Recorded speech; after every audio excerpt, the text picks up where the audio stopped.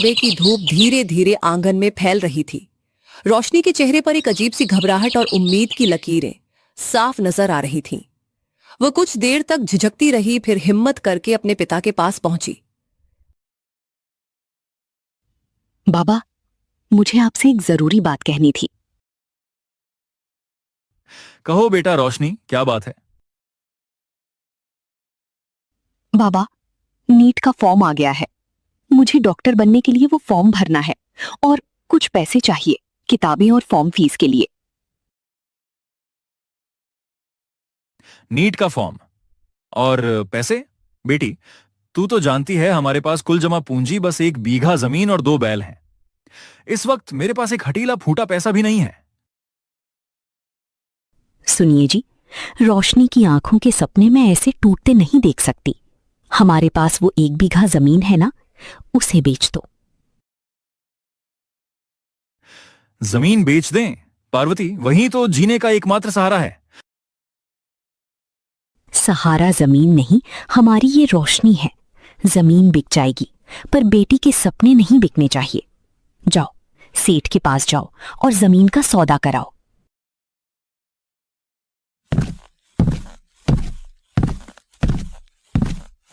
रामपाल के कदम भारी थे, लेकिन उसकी मंजिल साफ थी, बेटी रोशनी का भविष्य। वह सेठ की विशाल हवेली में पहुंचा और हाथ जोड़कर खड़ा हो गया, जबकि सेठ आराम से कुर्सी पर बैठा अपने कागजात उलट पलट रहा था। सेठ के चेहरे पर तंज भरी मुस्कान तैर रही थी। अरे रामपाल, किसान होकर जमीन बेचने की नौबत आ गई। सुना है तेरी बड़ी बेटी रोशनी कोई डॉक्टर बनने के सपने देख रही है। अरे भाई, किसानी संभालो, इन गरीबों के चोचले कहां पूरे होते हैं। पढ़ा लिखा कर कहां ले जाओगे?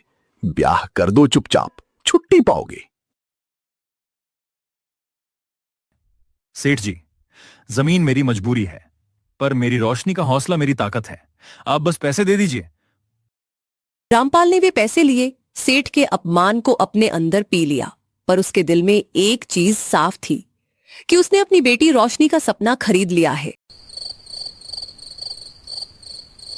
आधी रात हो चुकी थी, चांद भी बादलों में छिप गया था और पूरा गांव गहरी नींद में सोया हुआ था। लेकिन रामपाल के घर में रोशनी की आंखों में नींद नहीं थी। उसे प्यास लगी, इसलिए वो पानी पीने उठी और तभी उसके कानों में माता पिता के कमरे से धीमी धीमी बातें आईं। वह दरवाजे की ओट में खड़ी होकर सुनने लगी और जो उसने सुना, उसने उसकी रूह को झकझोर दिया। जी, आज सेठ ने बहुत खरी खोटी सुनाई। कह रहा था रोशनी को पढ़ा लिखा कर कौन सा तीर मार लोगी, शादी कर दो। दिल बैठ गया मेरा सुनकर। रो मत पार्वती, सेठ की बातें कड़वी थीं, पर सच मान, अगर हमारी रोशनी डॉक्टर बन गई तो इस गांव का हर ताना हमेशा के लिए बंद हो जाएगा। जमीन गई तो क्या, बेटी की जीत से सब वापस ले लेंगे।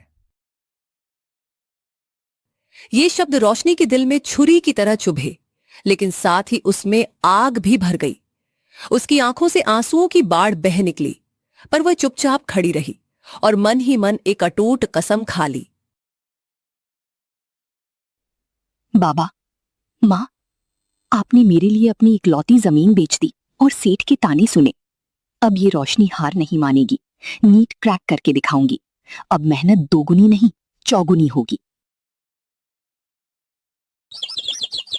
आज परीक्षा वाले दिन सुबह सुबह पूरा आसमान साफ था, लेकिन रामपाल और पार्वती के मन में बादल छाए हुए थे। रोशनी ने अपनी पुरानी साइकिल उठाई, एडमिट कार्ड और पेन को किताबों के बीच संभाला और माता पिता के पैर छूने झुकी। उसके चेहरे पर संकल्प और गंभीरता स्पष्ट थी, जैसे वो अपने पूरे परिवार का भार अपने कंधों पर उठाकर जा रही हो। रोशनी ने कोई जवाब नहीं दिया, बस साइकिल पैडल मारी और परीक्षा केंद्र की ओर निकल गई। पार्वती की आंखें उसे जाती देखती रह गईं।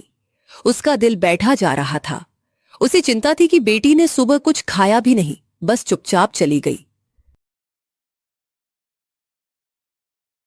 स्वामी, पता नहीं मेरा दिल क्यों बैठा जा रहा है। रोशनी ने सुबह से कुछ खाया भी ठीक से नहीं, बस चुपचाप चली गई गई पास हो पाएगी ना? हौसला रख पार्वती, हमारी रोशनी शेर दिल है, वो जरूर जीतेगी। शाम हो गई। पूरा घर रोशनी की वापसी की प्रतीक्षा कर रहा था। आखिरकार साइकिल की घंटी बजी और रोशनी आंगन में घुसी, लेकिन उसके चेहरे पर वे चमक नहीं थी। वह बहुत थकी हुई लग रही थी और उसका चेहरा बहुत गंभीर था। उसने किसी को कुछ नहीं बताया और सीधे अपने कमरे में जाकर दरवाजा बंद कर लिया। पूरे घर में एक अजीब सी खामोशी छा गई। अरे रोशनी, परीक्षा कैसी हुई? कुछ तो बता। मां, मैं थोड़ी थक गई हूं, आराम करना चाहती हूं। माँ, दीदी रोशनी ने कुछ नहीं बताया। लगता है पेपर बहुत टफ था। रहने दो पार्वती, थक गई होगी बेचारी रोशनी। इतने दिनों की रात दिन की मेहनत का असर है। सुबह से भूखी प्यासी भी थी, थोड़ा वक्त दो उसे।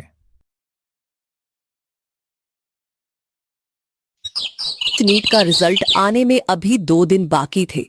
पूरे गांव में रोशनी की मेहनत की चर्चा थी, लेकिन गांव के एक कोने में दिनेश काका के घर में एक बड़ी मुसीबत आ गई थी। दिनेश काका गांव के बुजुर्ग, जिन्होंने रामपाल को हर मुश्किल में सहारा दिया था, अचानक बीमार पड़ गए। उन्हें बहुत तेज बुखार था, दम घुट रहा था और बोलने की ताकत नहीं थी। उनके 3 बेटे बेहद परेशान थे। पास इतने पैसे नहीं कि डॉक्टर बुला सकें या दवाइयां ला सकें। सब खड़े रो रहे थे। भाई, क्या करेंगे?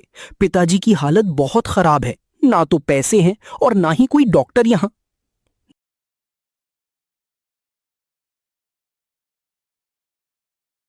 हम क्या कर सकते हैं? हम तो किसान हैं, किसी को पता भी नहीं है कि बाबूजी बीमार हैं।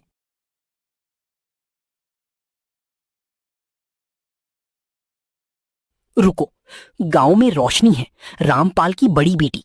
उसने तो 11वीं 12वीं में बायोलॉजी पढ़ी है और नीट की तैयारी कर रही है। उसे दवाइयों का पता होगा। मैं अभी उसे बुला लाता हूं। तीसरा बेटा तुरंत रामपाल के घर भागा। वह दिनेश काका के घर पहुंची, उनका तापमान चेक किया, लक्षण देखे और समझ गई कि कौन सी दवा देनी है। उसने बेटों को दवा का नाम बताया। जल्दी से गांव के मेडिकल स्टोर से ये दवा ले आओ। बेटे दवा लेकर आए और रोशनी ने खुद सही डोज दी, पानी पिलाया, सिर पर पट्टी रखी और घंटों साथ बैठी रही।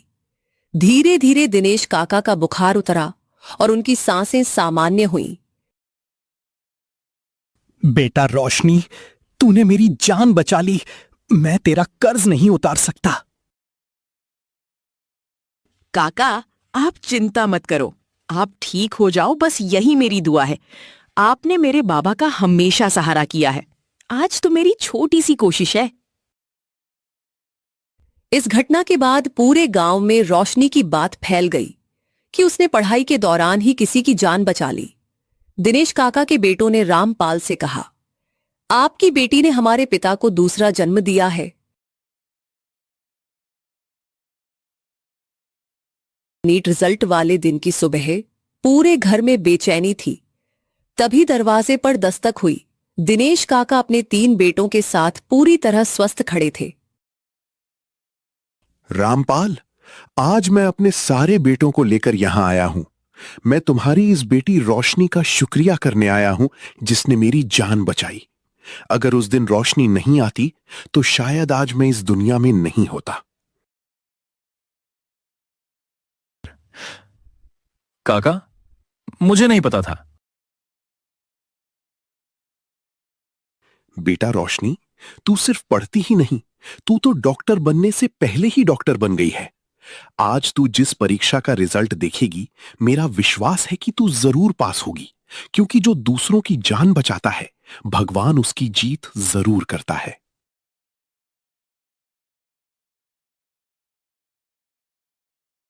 काका, आपकी दुआ से ही मैं चल रही हूं।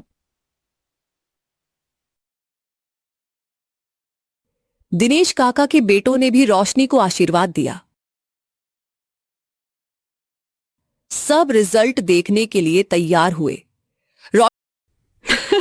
अरे मैं पास हो गई, माँ बाबा मैं पास हो गई, मेरा नीट निकल गया। घर का माहौल जैसे स्वर्ग बन गया। दिनेश काका ने आशीर्वाद दिया। मैंने कहा था ना, तू जरूर जीतेगी। चारों ओर खुशी की ठहाके और गले मिलने का दौर शुरू हो गया। पार्वती और रामपाल ने रोशनी को गले लगाया। इस बार आंसू जीत के थे। अगले दिन सुबह रामपाल के कदम उसी सेठ की हवेली की ओर बढ़े, लेकिन इस बार उसकी चाल में एक अलग ही रौब था। उसके हाथ में मिठाई का डिब्बा था। उसके सीने में गर्व और आत्मसम्मान की लहर उठ रही थी। वह सीधा सेठ के सामने जाकर खड़ा हो गया। सेठ ने उसे इस अंदाज में देखा जैसे कोई मजाक कर रहा हो। राम राम सेठ जी, कैसे हैं?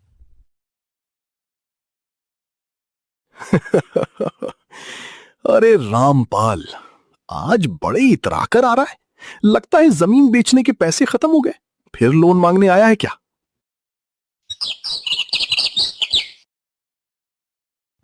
लोन नहीं सेठ जी, मोह मीठा कराने आया हूं।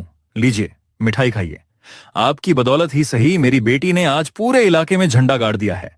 उसने नीट पास कर लिया है। अब वो डॉक्टर बनने विदेश जाएगी। विदेश? डॉक्टर? पर तेरे पास तो